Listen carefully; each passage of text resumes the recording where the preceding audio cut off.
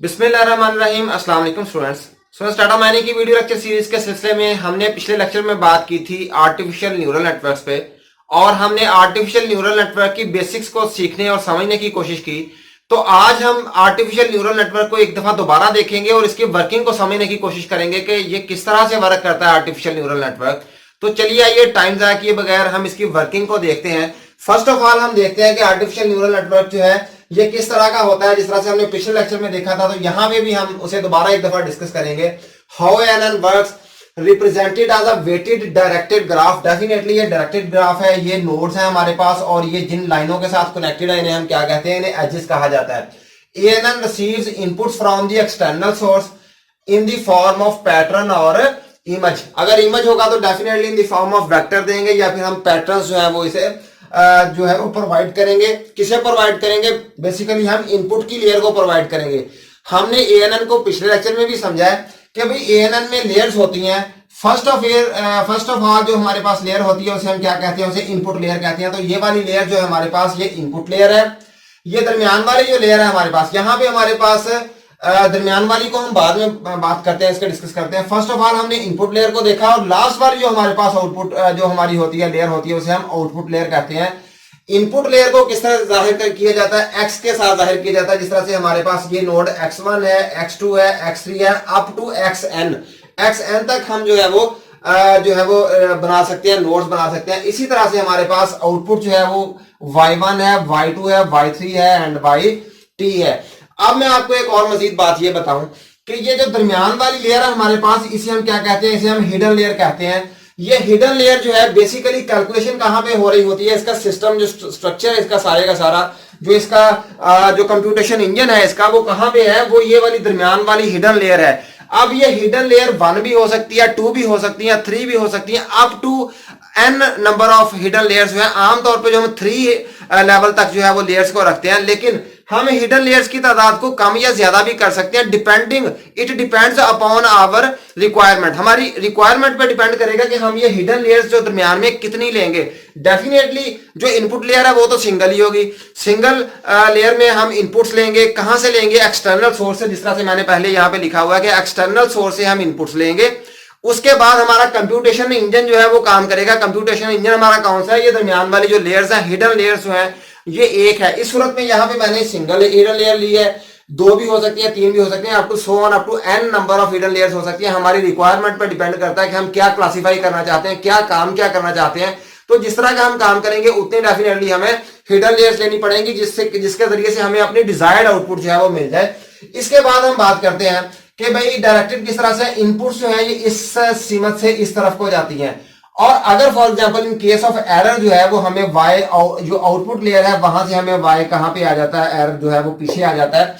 हम कई दफा बैक प्रोपेगेशन भी करते हैं, यानी कि हमारे पास जो आउटपुट आ जाती है y1 y2 y3 में, ये हमारी डिजायर्ड आउटपुट नहीं थी। जो हम चाहते थे आउटपुट लेना वो हमारी आउटपुट नहीं है। ये बिल्कुल वैसे ही है जैसे मैंने पिछले लेक्चर में आपको बताया था कि हमारे पास अगर फॉर एग्जाम्पल एक गेट है, ये हमारे पास लॉजिक गेट है, ये इसकी इनपुट्स हैं।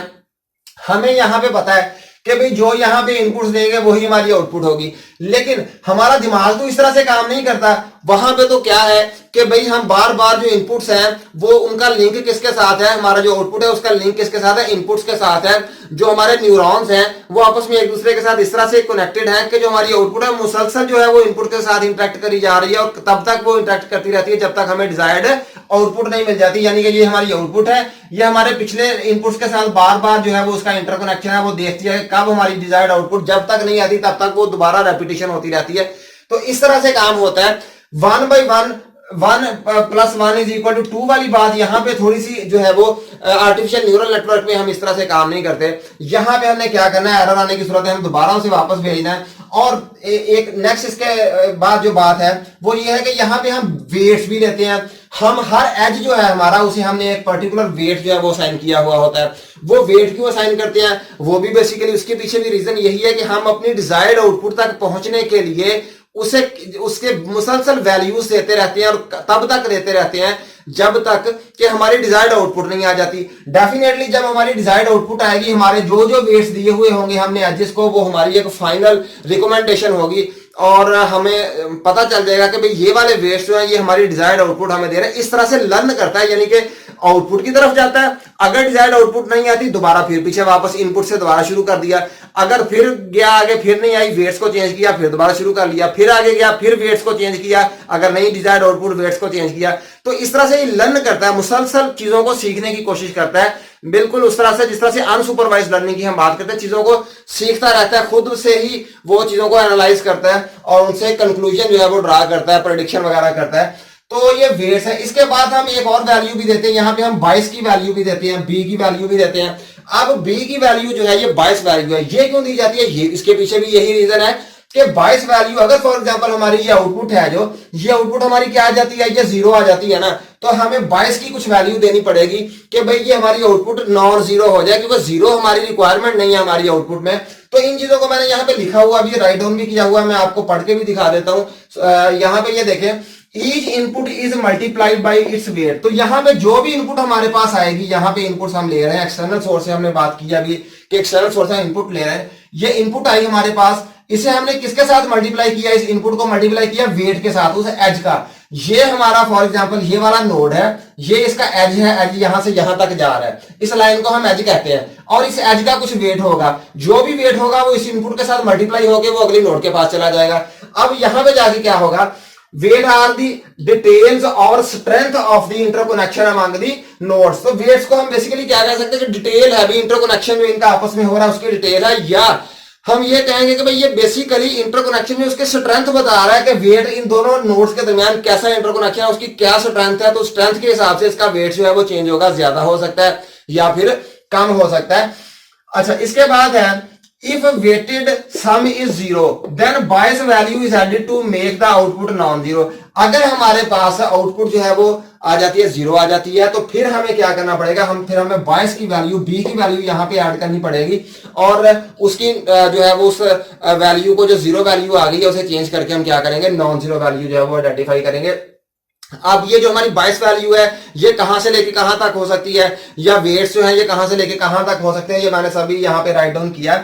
अच्छा, यहाँ पे if weighted sum is 0 then bias is added to make the output non zero, और to scale up to system response. तो यही बात मैं बार बार कर रहा हूं कि to scale up to system response, का सिस्टम रिस्पांस तक हमें पहुंचना है कि भाई हमारा रिस्पांस क्या आ रहा है, हम अपने डिजायर्ड रिस्पांस तक पहुंचना, उसके लिए भी हम बायस की वैल्यू जो है वो दे सकते हैं। Bias value can be same as inputs.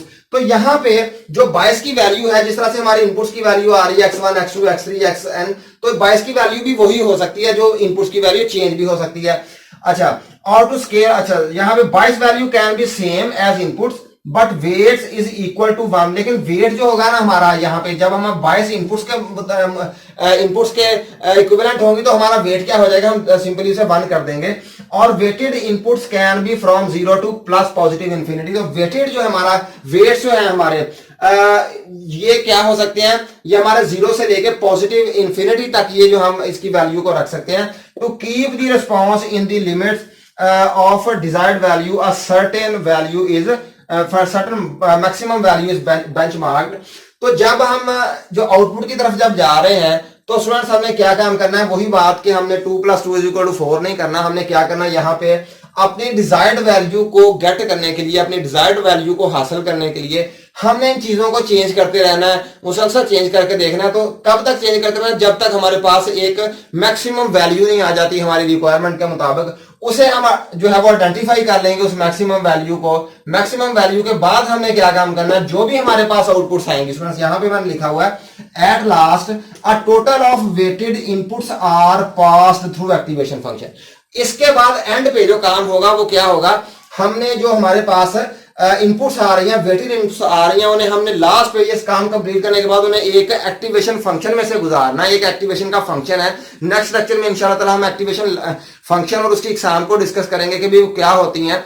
तो उसमें से कैलकुलेशन ही है बेसिकली, उस एक्टिवेशन फंक्शन में से हमने गुजार देना है, और उससे क्या होगा, अ सेट ऑफ, और एक्टिवेशन फंक्शन क्या, अच्छा ये एक्टिवेशन फंक्शन में से गुजारने से हमें डिजायर्ड आउटपुट हमारी मिल जाएगी। और अ सेट, एक्टिवेशन फंक्शन क्या है, a set of transfer function used to achieve desired value. एक ट्रांसफर फंक्शन है जो कि आइडेंटिफाई किया गया है कि हमारी डिजायर्ड आउटपुट हमारे पास आ जाए। तो स्टूडेंट्स उम्मीद करता हूं आपने इसकी वर्किंग को अच्छी तरह से समझ लिया होगा, अंडरस्टैंड कर लिया होगा। इंशाल्लाह ताला नेक्स्ट लेक्चर में इसी की कुछ डिटेल के साथ हाजिर होंगे। तब तक के लिए अल्लाह हाफिज।